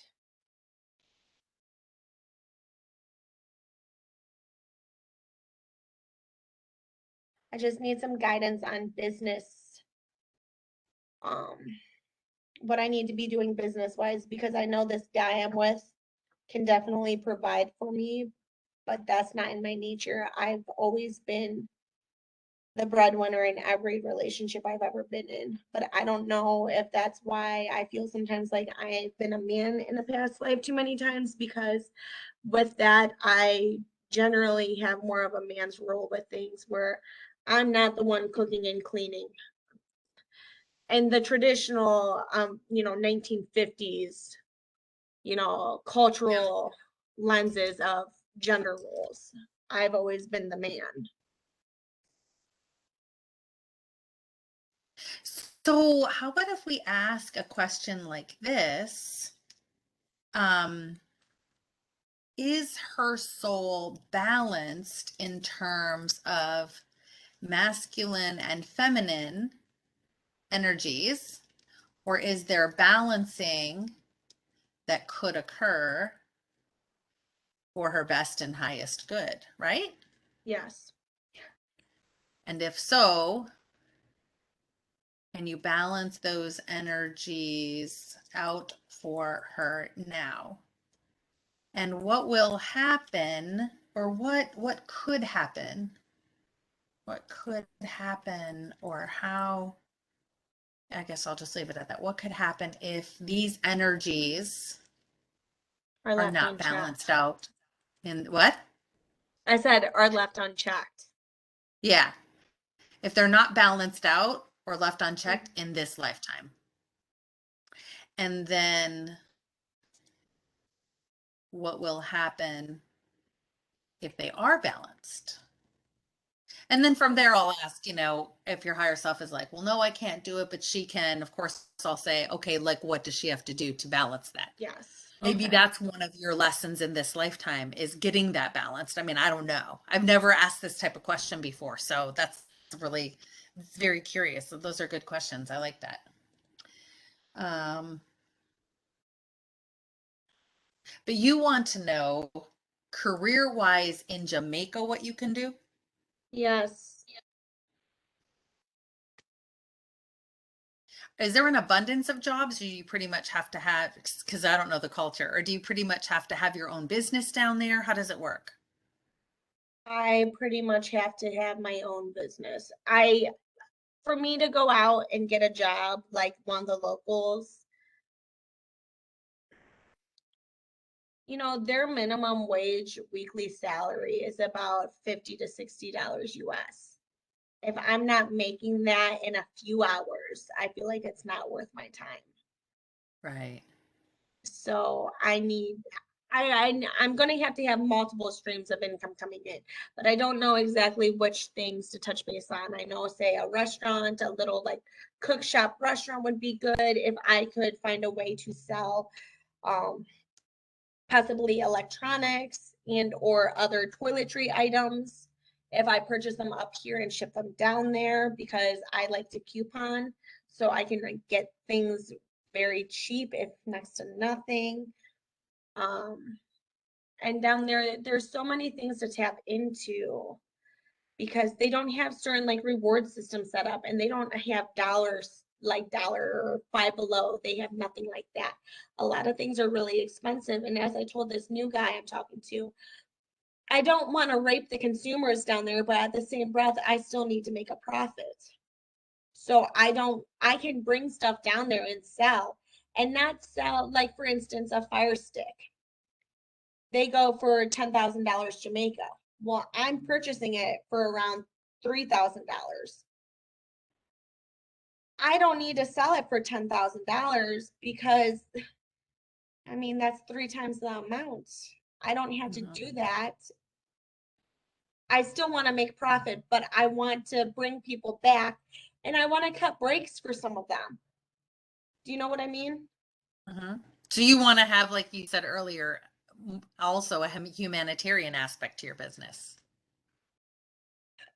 right? Yes. Okay. Yeah. Okay, so I have, what is the best path for her career-wise in Jamaica? Her own business, question mark. She feels like she wants multiple streams of income Yeah. coming in. What can you tell her about this? Okay. Okay. You got my past life questions. I wanted to know if I was famous before. Yes, got that. And then how about, do you want to know also, I'm going to go look under the category of past life questions. Yeah. Let me see. Like if I have past life issues carrying over to this one. Yeah, I always ask that one, and a lot of people are getting really good answers from number 7, which is kind of sort of related. The question Yes. is, are there any resentments or fears from other lives that are impacting this person now? And if yes, can you show them to them and pull them? Yeah. To be honest, I really like 2, 4, 5, 6, and 7. 2, 4, 5, 6, and 7.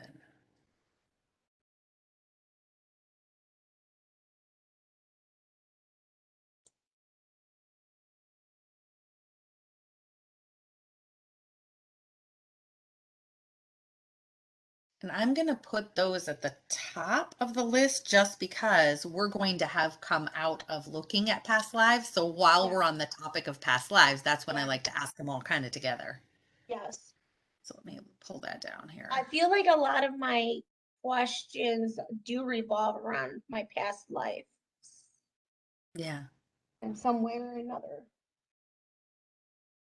Yeah, and it's funny. So the presentation that I'm going to be giving in Colorado at the whole expo in September is about what our past lives tell us about our current lives and how they can help us understand things in our current lives. I'm seeing more and more and more of a connection when I do sessions, because now I'm focused a lot more on asking those past life questions because I Yeah. see how we tend to carry a lot of things over from past lives that we decided to heal in this life. Okay, so and not to cut you off on that, but before I forget, I have a few issues. Okay. I am a habitual scab picker. Okay. I need to get rid of that. I don't know. I mean, obviously, there's some part inside of me that's not healed. So visually on the outside, I continue to pick it. So, uh, you know, I need to stop with the picking of the scabs. Okay. And supposedly, I have eczema in my ear. I have this thing with Q-tips that I will sometimes 10 a day. I'm messing around with Q-tips in my ear. My ears constantly ring though. I am always hearing a high-pitched noise. Ah, But I feel like that's like an angelic realm or more of a spiritual thing. I need to be able to listen more. But that's like, I guess, on the third eye chakra and that sense of things, there's questions that pertaining to those. I think I need to tap into.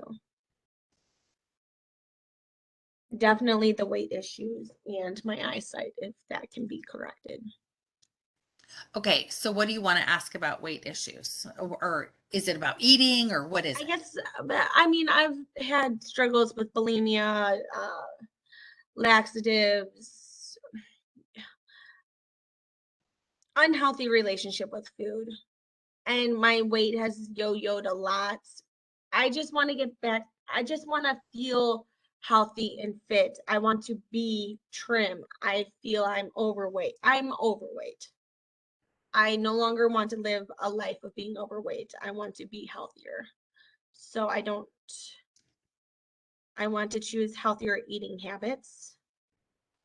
I what are normal questions you do in regards to the hypnosis when it comes to weight loss? It's really depends on everyone's situation, but hold on, let me finish the Yeah, question and then I'll answer that. yeah. So she struggled with bulimia and laxatives and her weight has been up and down and she feels overweight and wants to have a healthy weight and choose healthier and have healthier eating habits. Have healthier eating habits.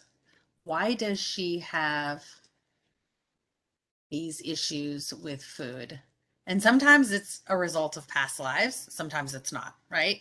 I So mean, we'll find sometimes out. I go in habits where like there's been sprees where I'll go to like 3 different fast food restaurants in one swoop and like eat a bunch of food and then like regurgitate it.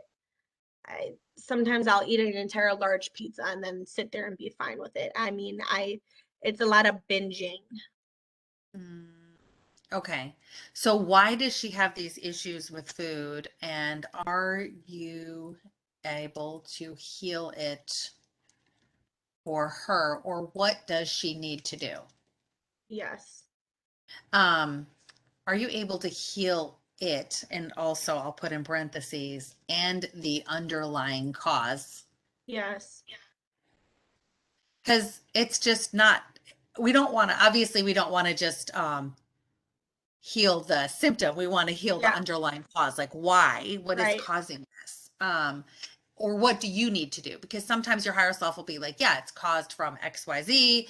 I'll go ahead and pull that now. Or it's like, no, that's actually one of the things she wanted to challenge herself with in this lifetime because it's left over from another lifetime or whatever it might be. But this is what Whenever she can I'm do. done with it. Right. But then your higher self will tell you this is what you can do. Right.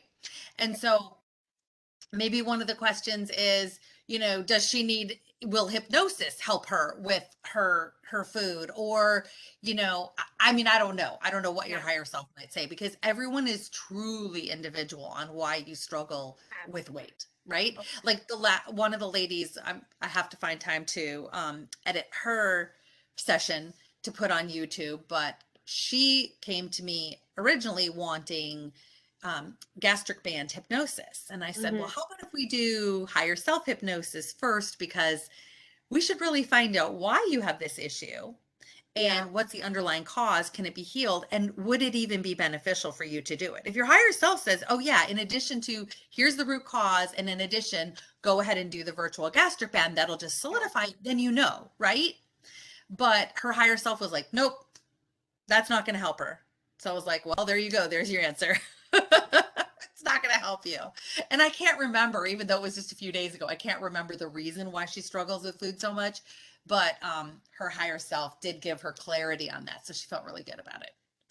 Um, and then you said the ringing in your ears. I said she's always having ringing in her ears. Why is that? Let's find out exactly. Why is that? And why is she always having the habit of using Q-tips in her ears? Yes. Can you heal Can you heal that? Okay. All right. My eyesight. Eyesight. In your eyesight, it's you have It's not you bad at all. It's like negative 0.15 and negative point or negative 2 and negative 1.5. It's okay. not terrible, but I would love to not have to wear corrective lenses. Okay.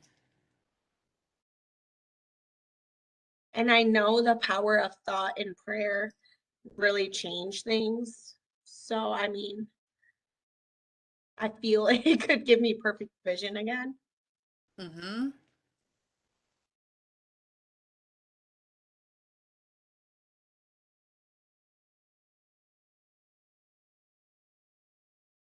Her eyesight is not that bad, but it's slightly off and she doesn't want to have to wear glasses. Are you able to heal this, or what could you tell her so she can bring about this healing? So she can bring about this healing. There. Okay. And how do your parents feel about you living in Jamaica and everything that's going on? What do they? You're rolling your eyes. They just want me to be happy, but in the same breath, they are worried. If anything happens, it's not like a car ride away. You know what I mean? Right. Right. And that's why And they some of probably, the things I I'm can't sorry? tell them. Some of the things like I've experienced, like I cannot tell them. Right. Yo, They'd be so worried, right? Yeah. But they must love their granddaughter and having her around right now, right? my mom's gonna be a wreck when I leave. Oh. My Oh. dad retired and my mom retires next year. And they plan on doing like this boat journey on their sailboat. Eventually, I don't know, the first year they're both retired, they're gonna take it on. But my my dad's like planned out for them to take a 2 year long trip, like out from Canada, sail down the eastern seaboard, cross the equator, go up through the Panama Canal, and go up the west coast. He's asked multiple times different like spots in Jamaica where the boat can be docked off. So I feel say if they come down over to Jamaica, they will park it for however long. Hmm. So I don't have like a real reason to keep roots up here, especially I gotta live my life and they're on a new chapter in their life too. And I know as much as they want to partake in like their grandchild's life in the same breath, like, they help out a lot as much as they can. But at the end of the day, I've been struggling with the fact that I am a single parent who works full time. And then when I am done, I'm right back at home with my other full-time job as a mother. I mean, a lack of better words, but it is a job. It's a job. It requires a lot of time, energy to it. And I've been dealing with the fact that now I'm going on 9 months on sometimes 4 to 6 hours of sleep collectively throughout the night. My parents do help out with a lot of stuff, don't get me wrong, but at the end of the day, they aren't my surrogate spouse or her surrogate parents, they're grandparents. Right. So it's trying to find, again, the balance. Right. Well, it's good you have support from them. So that's awesome. That's awesome. Okay. Any other questions? Because we are literally like over the limit of how many I believe we're going to be able to fit into your session. Because I'm looking now and there's one page. It's about almost two full pages of questions. We need to prioritize then, is what you're saying? No, I think we'll be able to get I think if we push it a little bit.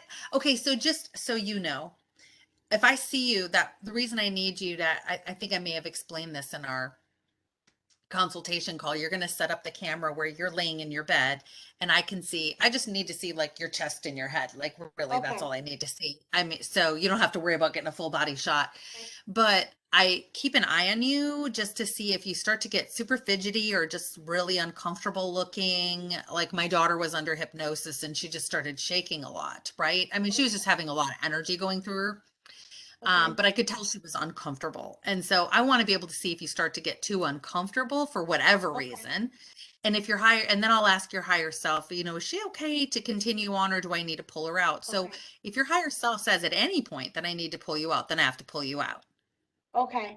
My other thing I want to tell you, and they don't obviously have to be questions, but I am a heavy dreamer. Okay. I can take a 20-minute nap and have a dream within that 20 minutes. And I wake up and I think, how was that only 20 minutes? I Okay. have like, when not every single night do I dream, but when I do, I'll have multiple dreams, sometimes 5 dreams. you know, sometimes I can control my dream. A lot of my dreams are like people I know, but they're in a different form. So I don't know if those are past lives we had, what that is. Sometimes I have astral projections, like where I've left my body. So, if you had a People question come to that, me, sorry, people come to me in my sleep. Like the day before I went into labor, my husband was like, head was on the pillow next to mine and we're facing each other. And I woke up and looked at him and he goes, everything will be all right. You hear? I went into labor I was a week early than my due date. And my labor was like over 36 hours. And I wanted to give naturally, and inevitably I had to have a C-section. But he came to me that morning, and like later that night I ended up going to the hospital because of pains for labor. So I have dreams like that, which aren't really dreams, they're visitations, I guess. right? Okay. So I guess just so you're aware of that, I don't really know what happens to me when I am in a different, I've never been hypnotized before, so I don't know, because I know enough to know when I fall asleep that I am not sleeping.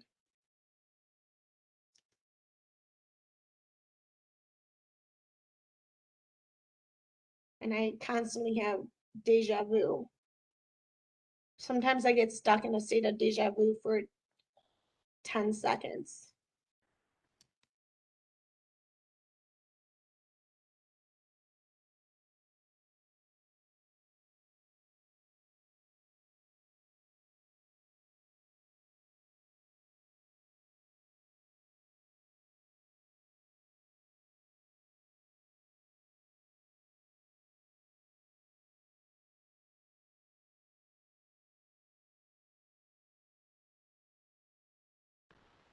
Okay.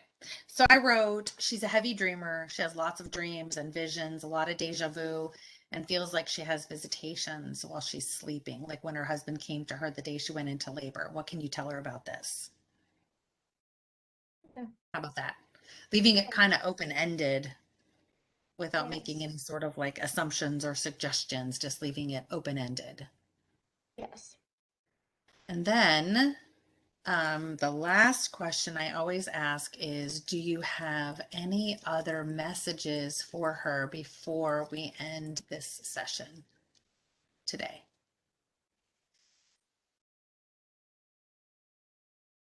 Oh, do you have any questions? Do you have any questions about the new guy? Like, is he part of helping you um, in any of your purpose? As far as, remember we said, so we don't know, we're going to ask what your purpose is, but we think one of them might be setting boundaries, right? And enforcing not setting them, but setting them and enforcing boundaries. Or are you kind of over that? And is there anything else you need to know so you can kind of go in eyes wide open? Or Here's the thing. From what I know so far, he may be the healthiest relationship I'm getting into. But there's always that part that's like, well, is this really the one? I guess maybe on a realistic point of view, can I see myself in a happy relationship with him for the next 15 years?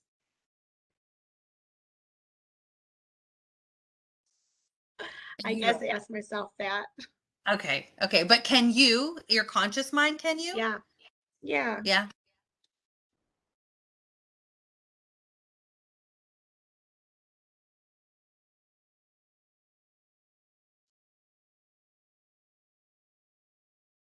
This new guy that she is involved with, will this be Tangled. a healthier relationship than past ones, or is there any awareness she could have going into this relationship that could help her navigate it better? Yes. How about that? Yeah, because I'm not gonna lie, I'm pretty rough. Like in regards to like with him versus me, I guess maybe even though I live a very sheltered life, I like not saying I have attitude, but he's a very reserved, calm, collective, monotone, like not too much, like get some he's reminds me a lot of my dad. Never seen my dad get excited about even stressful situations. I've never seen my dad panic. He's a lot like my dad. And he has his own business down in Jamaica, or what does he Yeah, do? he's got a lot of stuff going on. He's got a couple cars he rents out for businesses. He's got like a little roadside restaurant thing going on. He's got a couple boats. He's a fisherman. He's got a house to rent out. He's building another house. What else he do? He's a barber. I mean, he's a jack of all trades. Which it sounds like that's part of the culture to make yourself to make a decent living down there. Is that right? Part of the culture down there is to just get by, hustle. He's from out the outside world looking in, he is very well off. That he's a self-made man and he did it reasonably. He did it. He didn't have to do crimes to get to where he's at. A lot of people who have things down there, it is crime related, and that's what they don't. It's so weird because they're so connected and grounded in so many ways, but yet the laws of karma in the universe, they just don't seem to comprehend that you will lose something the same way that you got it. They just don't seem to understand that. That's why, in regards to such man, it's like, listen, you took me when I was in a vulnerable spot, a new widowed, brand new mother, and you took me for a lot. Universe isn't going to let you get away with that. And that's the one time I get a video of you, you're saying something about God's time and God's time is perfect. You had a video on the TikTok. And I kept putting that on my WhatsApp status so him and his girlfriend could see it. You can't escape it. Well, remember there's karma that goes from other lives too that we want to balance in this life. And I'll give you an example of what I mean is my 14-year-old daughter went and bought a phone off of a guy, an iPhone off of a guy on, I don't remember. I don't even know. It might have been Craigslist or Facebook Okay. Marketplace or something like that. Yeah. And she got it and I had her look it over really good. And she's like, Mm. yep, looks good. Okay, try it out. She's like trying it out. And I'm on the phone, with Verizon, making sure like all the numbers are lined up. It's not a stolen Yeah. phone or anything, right? And she's like, yep, I can do this. Yep, it works good. She knows phones, all that. And I'm like, okay, you know, didn't think to tell her to take the case off, to make sure you look at the rest of the phone, right? So anyway, we get in the car and we're driving away and she notices that it's like cracked open a little bit on the side once she takes the case off. And I'm like, you didn't take the case off when we were there? Because I was busy on the phone with Verizon, right? Yeah. Left it up to her to check the whole phone. So come to find out, anyway, long story short, and then it wouldn't charge the next day. So long story short, we get it home and it needs like $114 new battery because the battery had expanded or something like that. And thank God it was just something small. But I went back to this guy as soon as we got back to our Airbnb and I said, hey, you met us, you met my daughter. This is a 14-year-old girl who saved up her babysitting money and you sold her a phone that's like it's like split open on the side a little bit. Like there's something obviously wrong with this phone. And, can you make it right for her? And he just refused. He's like, nope, sale's done. It's all good. There's nothing wrong with that phone. She must have dropped it. And I said, she didn't drop it from the time we left you until the time we were sitting in the car and she saw this. Like she didn't drop it. So he's like, well, she had to have. There has to be something because that phone was perfectly good and he just stood by it. And I said, okay, whatever, karma will take care of it. Right? And then I told my daughter so that because this just came to me when I was talking to her. I said, this is a really good lesson because either he's incurring karma himself by doing this, taking advantage of a 14-year-old girl, right? Who's, saved up all her babysitting money to buy this phone, which is not easy, right? And or you might be repaying karma to him from something in another life. Maybe you took advantage of him in some sort of way. So either way, it's all good. The universe has it. All things balance out in the end. So let's not worry about it either way. And, I bit the cost and bought the new battery for the phone for her. But I said, we're just going to look at this. And maybe you and I were both involved with that situation because we were both kind of taken advantage of because now I need to buy this new battery. I don't know. Whatever it is, he's either incurring karma or you're balancing karma from a life where you did something. Now that you say it, it could be me because there's a reason why I'm such a humanitarian in this life. Right. I'm Yes, it could so be. giving in this life because I probably have been taking a lot in previous ones. Well, yeah, and it could be like I'm saying, this whole thing with I keep forgetting what you call him. Should man? Such man. Such man. Such man. Sorry, such man. Such man, him taking advantage of you, we don't know. I mean, we'll ask your higher self, but Yeah. that could be also you repaying karma, where you took something from him in another life. We don't know, right? And in that case, it's like you had Well, agreed to it, right? It's a wash. You had agreed to it and it's all good. I mean, I had a really awesome session with this guy one time. And in this lifetime, he started a business with a friend of his, a guy he thought was a really good friend of his. yeah. And um, and he just like this guy, I don't know all the details. This is his version, right? Yeah. According to him, this guy completely like stole the business out from underneath him. And this was his lottery ticket in this life. And now the business is doing amazing. But this was his words. He screwed him out of this business opportunity. And like he was really, really upset and bitter about this and it was years later. And as a result, his wife ended up leaving him and because he just got consumed with the fact that this guy screwed him out of this business deal. And he just felt the victim and he felt sorry for himself and oh my gosh, and how could he do this to me? And years later, he was still carrying this around with him. So under hypnosis, we first look at a couple of other lives. One of the lives that we looked at was him and this guy and his ex-wife, his ex-wife. And they were all together and they were in between lives in a planning session. And so I said, well, let's listen in on that planning session. Tell me what's happening. What are you hearing in this planning session for this life?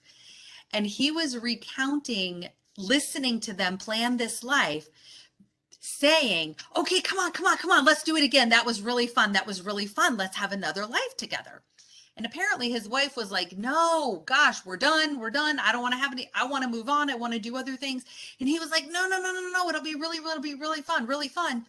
Because in the life they had lived previously, the friend and the wife, him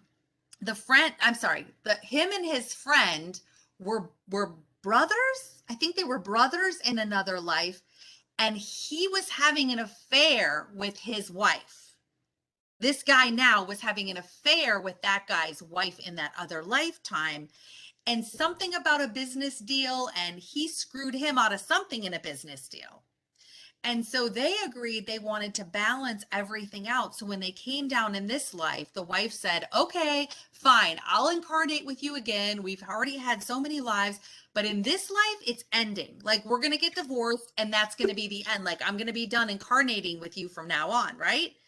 And so this whole business deal was the trigger where he was going to be screwed out of a business deal with him, just like he screwed his brother's wife in another life and screwed him out of a business deal.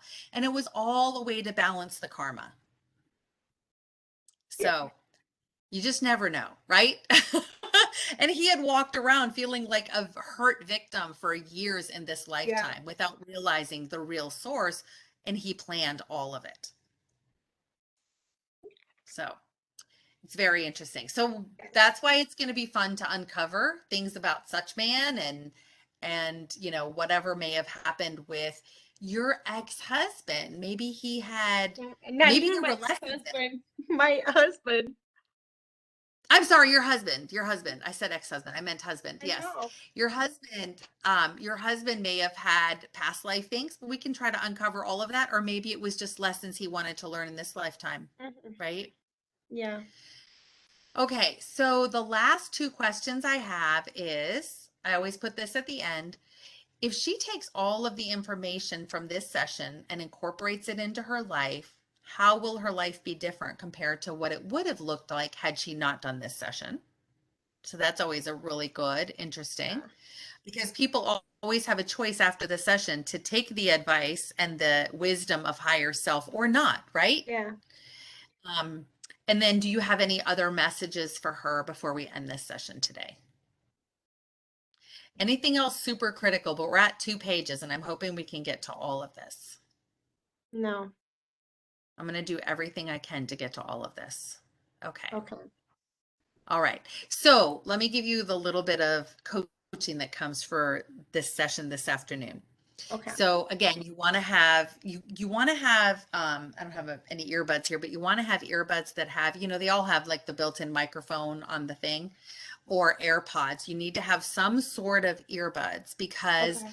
if you try to use the audio from your computer, your people talk so softly under hypnosis, I won't be able to hear it. Or even, you know what, I didn't think of this. Even if you have like a USB microphone that you plug into your computer and you set the microphone right next to you, anything. I think I brought my AirPods. Okay, just make sure they're fully charged. Okay. And so, because you want to do that, because otherwise I won't be able to hear you, and I'm going to be recording it Okay. obviously for your use. And Okay. then I won't know how to ask follow-up questions. And I'm always afraid if I ask you, what did you say? Can you repeat that? Yeah. I'm always afraid that it's going to bring some frustration with you and might actually even pull you out of hypnosis. So we just want to make sure. Okay. We'll test the audio. But here's where a little bit of coaching comes in. So I see 3 types of people under hypnosis. So you're going to be one of these 3 Yeah. categories. I saw the video on it. Oh, okay. Oh, well, let me explain really quickly the third one, because I sometimes explain it differently. So you could be totally out and you won't remember a thing. You could be the second type is the person who their conscious mind kind of comes and goes, and it's like almost like a dream when you get up, when you wake up and you're like, yeah, I kind of remember a little bit, but not very much. It's really cloudy. The third type, your conscious mind is fully there. Your ego, your persona is fully there. And if that's you, I want you to imagine that your higher self is like a light above you, right? And that there's like this tube of light going down through your brain, not getting clogged up in your brain, but it's going straight down and the answers are coming out your mouth. And you need to tell me any images, feelings, um, pictures, any words or ideas that you have as quickly as possible. Like you want that stuff to just flow out your mouth. So imagine this like it's like a gumball going down a gumball machine. It's just going bloop and just coming out. Because otherwise your conscious mind will try to grab it in here and cause you to analyze it, interpret it, or judge it. What is going on with my computer? Jeez. It'll cause you to analyze it. And then you're going to be like, you might see an image, but then you're going to be like, oh yeah, I guess I'm not really seeing anything, right? And Yeah. so I don't want you to shut yourself off or block yourself like that, because the only one that can block you from seeing or hearing anything is yourself, right? Like I can't make you see anything. But so in between so just remember to do it quickly. And if your conscious mind is there, you might have a little semi battle going on where you're in your mind telling your conscious mind to go sit down on the side of the stage over there. It can watch and be there, but you need to let your higher self come through. You're okay. But if you feel like you're really struggling with it in the session, like let's say you're seeing some things and then you're just like, wow, my conscious mind, I want you to verbalize it to me. Just be like, wow, my conscious mind is really trying to come through here, trying to interfere, tell me I'm making all this up and it's really starting to interfere. And then we'll stop and take a brief, like, okay, let's sit down, let's work with your higher self and your conscious mind, and let's do that together, do that little exercise where we ask your conscious mind to take a seat on the side. Okay. So Okay. we'll do that if you feel like it's really bothering you. Sometimes your conscious mind is literally just there listening and it's not bothering you. It's just curious. Mhm. And so you almost feel like you're watching everything from a third person point of view, Yeah. right? And you're just like, wow, my brain is compartmentalized. I'm sitting here like watching all this happen, but yet there's me and these words are coming out. Like, how is this happening? Like some people are like, this is so weird. Like, how is this happening? But other times your conscious mind wants to tell you how you're making it all up and how you already knew the answers to all these things. Okay. Right. So, yeah. So just be prepared for that just in case. But Okay. I want you to do two things while we take a break. I want you to have a really brief conversation where you have like, let's call it a spirit team meeting or a family meeting, right?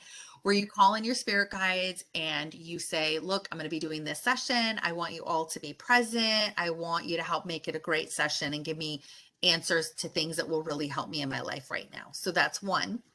And then the second thing I want you to do is here we are. Just imagine there's a bridge, right? So here's the bridge. So here we are at the beginning of the bridge, and this is the session. And then here's the end of the session.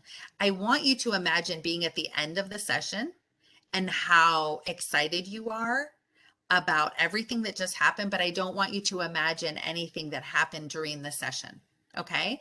I don't want you to put any preconceived ideas so that it affects or impacts the answers that may come out. I just want you to get into the feeling. That's like how manifestation happens, right? Get into the feeling of, wow, that was so cool. That was so awesome. Like I got a lot of clarity.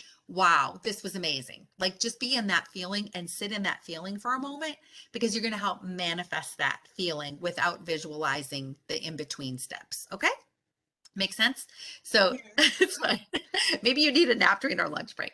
So just talk to your higher self and your guides and tell them you want them to be there, help you hear and get images and feelings and visuals clearly. And then also, again, visualize the end and then find those AirPods, make sure they're fully charged for our afternoon session. So I'm going to go ahead and pause this recording. And so for everyone watching, go ahead and tune in to part 2, which is going to be her actual hypnosis session. And I will pull everyone into that hypnosis session after you're already under. I won't do the whole induction part because I don't want people at home trying to sit there putting themselves under hypnosis without supervision. So I will go ahead and end it here and then we'll pick up with the hypnosis session.